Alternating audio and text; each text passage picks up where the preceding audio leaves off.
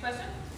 What do you think about the proposal to build an entirely new high school as proposed in an online petition? Yes. Yeah. We'll go with yes. Well, my first thought from all my years on the school board is, you're not on the school board anymore, Libby. I can tell you from my years on the school board, I used to get upset when the county board would mess in our business. And actually, constitutionally, we are required as a county board to let the school board make the decisions about education. We decide whether or not to fund them. So, as a county board member, it's up to the school board. As a person who's been through a lot of things, I think we need to look at it. I think the school board is doing this. Maybe we need to build a comprehensive high school. Maybe we need to do something else. We certainly need to have a community conversation about it and work through it. And I have told the school board that the county board is very willing to help them with that conversation.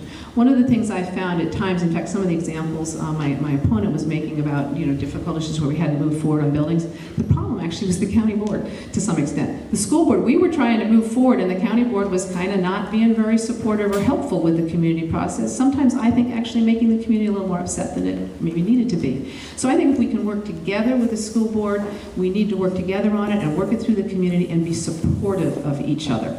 And that's what I'm planning to do. So short answer is, it's up to the school board, and I hope to work with them and support them in their decision. If I think they're really going off track, I'll talk to them privately, not publicly about it.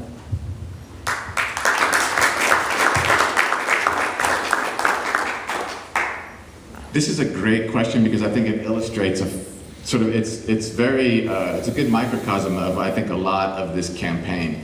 In that, on the basic answer that this is a school board decision fundamentally, and that we need to bring the community together, and it's part of a community discussion to find out where we are. The basic answer, I don't disagree at all with everything that my opponent just said. Where I do disagree, where I think there's a fundamental difference that I want you to understand between myself and her, is how we arrive at that.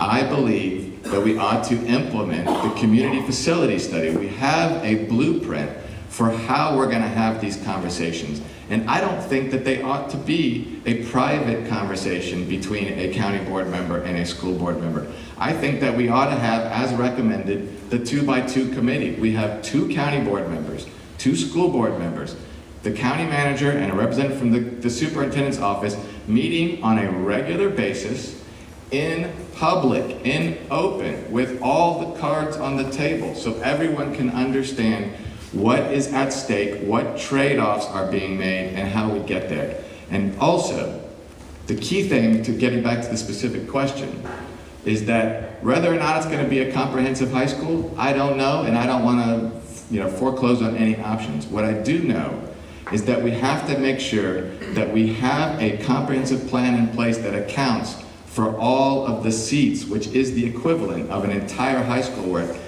We've got to have seats for all of our kids and not have wishful thinking that we can kick the can down the road.